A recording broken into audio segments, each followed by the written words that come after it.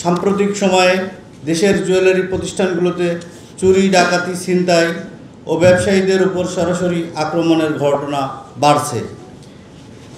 পাশাপাশি জুয়েলারি ব্যবসায়ীদের হত্যা চেষ্টা, অপহরণ চেষ্টা আমাদের জানমালের নিরাপত্তাহীনতার দিকে ঠেলে দিচ্ছে। এমনকি বাসা বাড়িতেও জুয়েলারি ব্যবসায়ী ও তার পরিবারবর্গ নিরাপদ বোধ করছেন না। এইসব অপরাধ সংঘটিত হওয়ার সময় সন্ত্রাসীদের হাতে জুয়েলারি ব্যবসায়ী হত্যা চেষ্টার ঘটনাও বাড়ছে।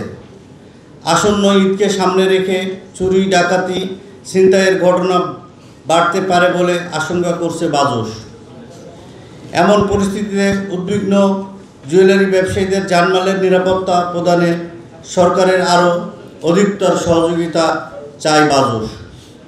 পাশাপাশি সাম্প্রতিক সময়ে জুয়েলারি শিল্প ঘিরে সংগঠিত অপরাধ দমনে বর্তমান সরকারের সংশ্লিষ্ট আইন প্রয়োগকারী সংস্থাগুলো উল্লেখযোগ্য ভূমিকা পালন করায় তাদের প্রতি আমরা কৃতজ্ঞ চিত্তে ধন্যবাদ জানাই। রেক্সন ন্যাচারাল গ্লিসারিন সমৃদ্ধ, জীবাণু থেকে সুরক্ষার সাথে হাতও কোমল রাখে। প্রিয় সাংবাদিক বন্ধুগণ, সর্বশেষ গত 26শে মার্চ 2025 ভোর 5টায় বাজসের সহসভাপতি ও দেশের স্বনামধন্য জুয়েলারি প্রতিষ্ঠান অলংকার নিকেতনের কর্ণধার এম.এ. হান্নান আজাদের বাসায় আইন শৃঙ্খলা রক্ষাকারী বাহিনীর পরিচয় ও ছদ্মবেশী 25 থেকে 30 জনের একটি সংঘবদ্ধ ডাকাত দল হামলা চালায়। এই সময় তার বাসা ভাঙচুর ও লুটপাট করে, এমনকি এম.এ. হান্নান আজাদকে অপহরণের চেষ্টা করে।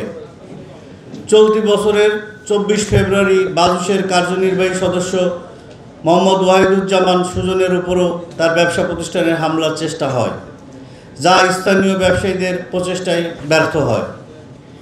প্রিয় সাংবাদিক বন্ধুগণ, বিগত জানুয়ারি 2024 থেকে 26 মার্চ 2025 দেশের প্রায় 23টি জুয়েলারি প্রতিষ্ঠানে চুরি, ডাকাতি ও ছিনতাইয়ের ঘটনা ঘটে। এর মধ্যে ঢাকা মহানগরীতে 11টি, আশুলিয়া সাভারে 1টি, মুন্সিগঞ্জে 1টি, খুলনায় 4টি, কুমিল্লায় 1টি, পটুয়াখালীতে 2টি, ময়মনসিংহে 1টি, সিলেটে 1টি ও হবিগঞ্জে 1টি প্রতিষ্ঠান চুরি ও ডাকাতি সংঘটিত হয়। আশুলিয়া সাভারে ডাকাতি সময় ডাকাতদের গুলিতে একজন জুয়েলারি ব্যবসায়ী নিহত হয় এবং বনশ্রীতে সোনা ছিনতাইয়ের ঘটনায় একজন জুয়েলারি ব্যবসায়ী গুরুতর আহত হয়। বিগত 1 বছরে এই চুরি, ডাকাতি ও ছিনতাইয়ের ঘটনায় দেশের 23টি জুয়েলারি প্রতিষ্ঠান প্রায় 44 কোটি টাকার আর্থিক ক্ষতির সম্মুখীন হয়েছে। প্রিয় সাংবাদিক বন্ধুরা, এই সকল ঘটনায় জুয়েলারি ব্যবসায়ীরা চরম নিরাপত্তাহীনতায় দিনতিপাত করছে। এই জন্য জুয়েলারি প্রতিষ্ঠানগুলোতে সরকারের আলাদা দৃষ্টি দেওয়া প্রয়োজন। আইন শৃঙ্খলা রক্ষাকারী বাহিনীর সশস্ত্র প্রহরার পাশাপাশি রাজধানী সহ দেশের সকল জেলার জুয়েলারি মার্কেটে নিরাপত্তা ব্যবস্থা জোরদার করার দাবি জানাচ্ছি।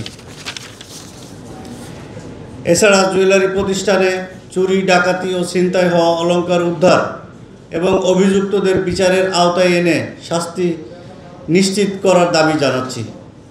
অন্যথায় আগামী 15 এপ্রিলের পর পরবর্তী করণীয় নির্ধারণ করবে বাজস।